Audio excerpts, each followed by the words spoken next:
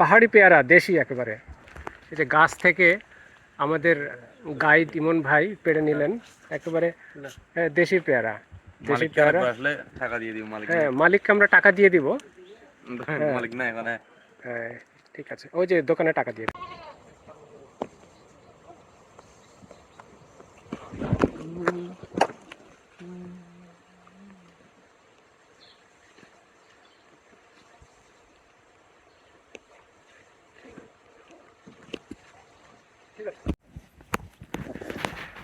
আমরা লাংলোক লিনুক ঝর্ণার পথে ট্রেকিং শুরু করেছি।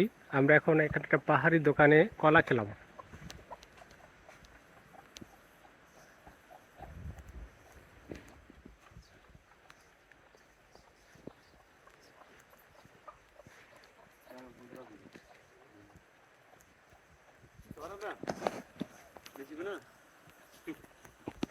আমরা যে ঝর্ণা যাচ্ছি সেটারই পানি আসছে এদিকে।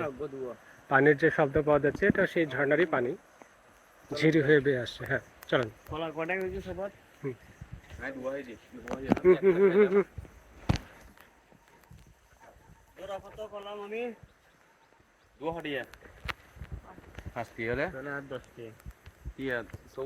আপনার কয়টা কলা? আমি 2টা। আচ্ছা,